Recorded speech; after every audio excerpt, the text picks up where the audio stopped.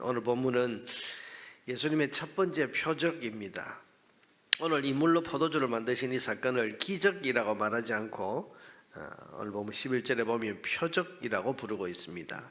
여러분, 기적이라는 말은 그 사건 자체가 놀라운 일이라는 뜻으로서 사건 자체에 관심이 있습니다만은, 표적이라는 말은 그 사건 자체가 아니라 이 사건에 담겨 있는 메시지의 그 강조점과 관심이 있다는 뜻입니다.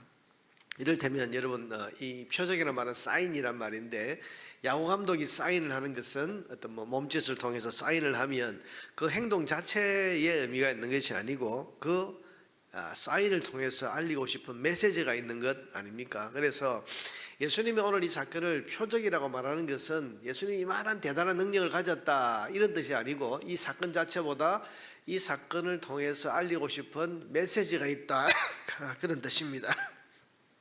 그래서 오늘 본문의 이 사건을 성경이 표적이라고 말하기 때문에 이 사건에는 이것을 통해 알리고 싶으신 메시지가 있는 겁니다. 그게 뭡니까? 그것은 세상에 오신 하나님의 아들은 이런 일을 하기 위해 오신 분이다 라는 것을 지금 말하고자 하는 겁니다.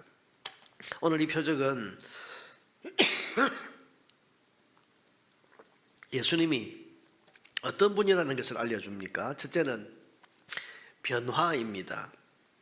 물이 포도주로 바뀌었습니다. 있을 수 없는 일입니다. 이런 불가능한 변화입니다. 그런데 그 있을 수 없는 변화가 일어났습니다. 누구를 통해서? 예수 그리스도를 통해서 일어났다. 여러분, 예수 그리스도를 통해서 그분의 지시대로, 그분의 말씀대로 순종했더니 물이 포도주로 바뀌는, 있을 수 없는 변화가 일어났다. 이게 오늘 본문의 내용이죠. 이것처럼 이 땅에 오신 예수님께 순종하면, 이 땅에 오신 예수님이 지시하신 그대로 순종하면 있을 수 없었던 그런 변화도 일어난다는 것을 지금 우리에게 보여주고 있는 겁니다. 여러분, 이 표적에 담긴 메시지 그대로 실제로 예수님의 복음이 가는 곳에는 변화가 일어났습니다. 핍박자, 박해자 사울이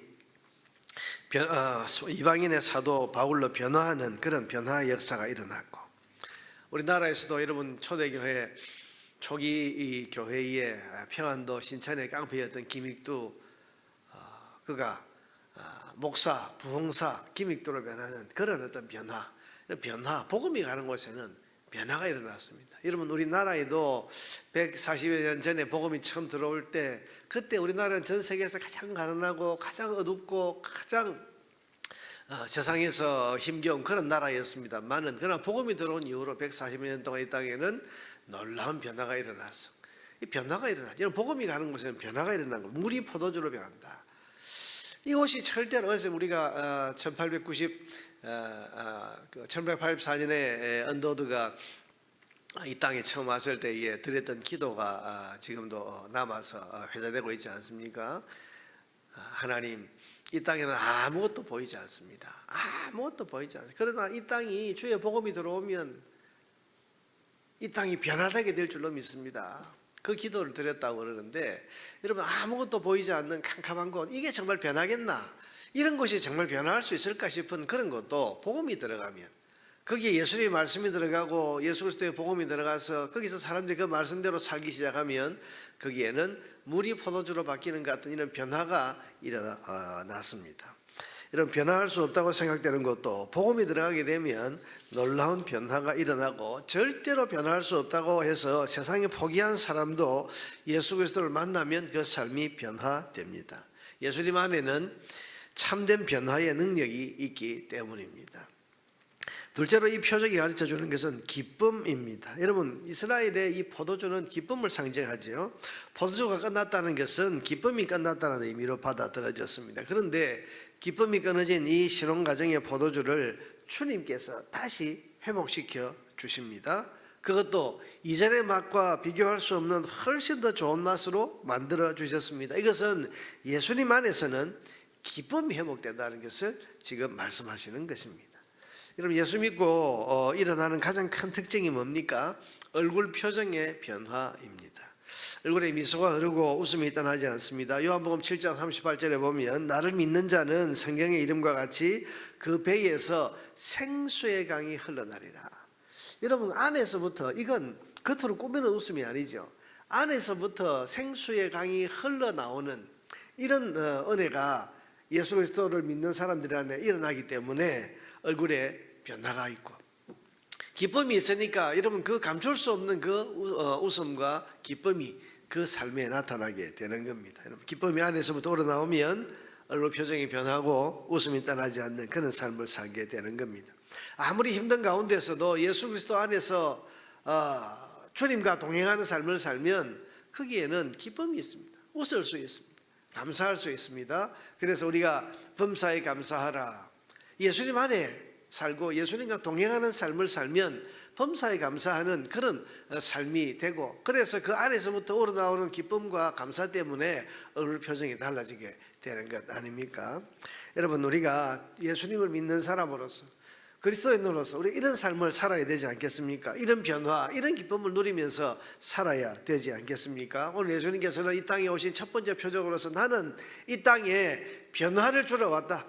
누구든지 변화하고 싶은 사람, 새롭게 되고 싶은 사람은 나를 만나고 나와 동행하고 나의 말씀에 순종하는 삶을 살라고 말씀하고 계시고, 주님께서는 내가 이 땅에 온 것은 기쁨을 회복하기 위해서, 그래서 하나님과의 단절로 인해서 이 땅에 기쁨이 사라졌는데, 그래서 사람들은 하나님의 저주와 하나님의 심판, 죽음 이후에 받을 심판만 생각하면 그 마음에 어두움이 있어서 그 근본적인 어두움이 안에서부터 늘 흘러나오는 그런 삶을 살고 있는데, 예수님이 이 땅에 오셔서 하시는 일은 기쁨을 회복시켜주고 우리에게 생명을 주고 영생을 주고 하나님의 심판에서 벗어나는 이런 은혜를 베풀어 주시면서 그 가운데서 우리가 잃었던 기쁨을 다시 회복하는 이 일을 하기 위해서 주님이 이 땅에 오셨다고 말씀하시면서 우리에게 나를 믿으면, 나와 동행하면, 그리고 내 말에 순종하는 삶을 살면 기쁨이 회복되는, 그래서 항상 기뻐하는 삶을 살 수 있다고 말씀하시는 것을 우리는 마음에 새기며 들어야 됩니다.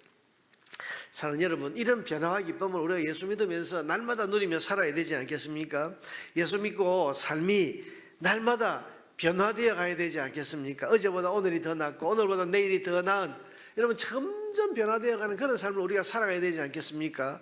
또한 예수 믿으면서 어둡고 찡그린 얼굴로 우리가 살아갈 수는 없지 않겠습니까? 때로 살다 보면 우리 마음에 어두운 그런 생각이 들 때도 있고, 우리 삶에 힘이 들어서 좀 얼굴이 피곤한 그런 때도 있기는 합니다만, 그러나 곧 예수님과 동행하는 삶을 살면 곧 회복되고, 그래서 그 삶에 언제 그러냐는 듯이 기쁨이 회복되고 찬송이 흘러나오고, 그래서 범사에 감사하고 그런 삶을 우리가 다시 회복하는 그런 삶을, 주님과 동행하는 삶을 살면 계속해서 살아갈 수 있게 되는 겁니다. 그러나 여러분 우리가 예수 그리스도를 오늘도 모시고 동행하면서 살아가야 됩니다.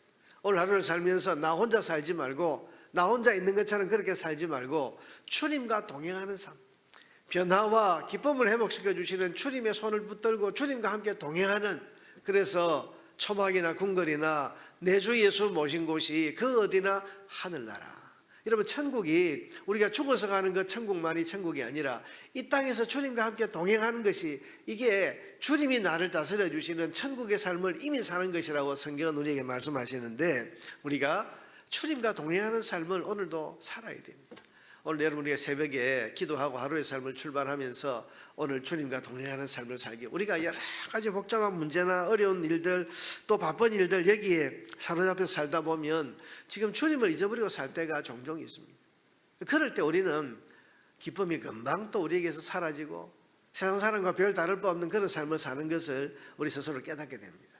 오늘도 여러분 우리가 분명하게 마음을 붙들고 오늘 이 새벽에 기도하면서 출발한 이 하루가 주님과 동행하는 삶이 되기를 원합니다. 기도하면서 주님 잊어버리지 아니하고 주님 붙들고 주님이 나와 지금 동행하고 계신다, 여기 나와 함께하고 계신다, 임마누엘의 그 믿음을 가지고 오늘도 그렇게 주님과 동행하는 삶을 살아가십시오.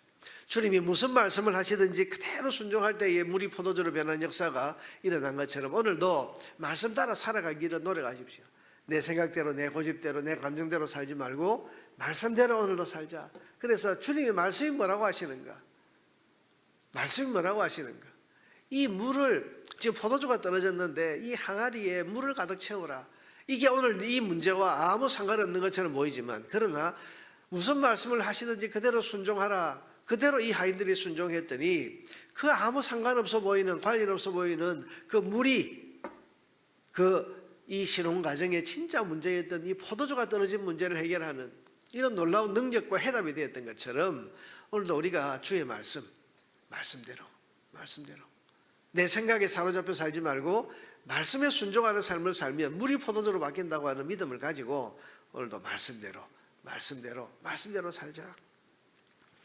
여러분, 그래서 우리가 오늘도 주님과 동행하는 삶, 주께서 무슨 말씀하시든지 그 말씀에 순종하는 삶을 오늘도 살아가기를 힘써야 됩니다. 그래서 날마다 오늘도 변화하고 그래서 오늘도 기쁨의 포도주가 넘쳐나는 그런 삶을 우리가 살아갈 수 있어야 할 것입니다. 바로 오늘 그렇게 살아갈 수 있는 저와 여러분 되기를 주의 이름으로 축원합니다.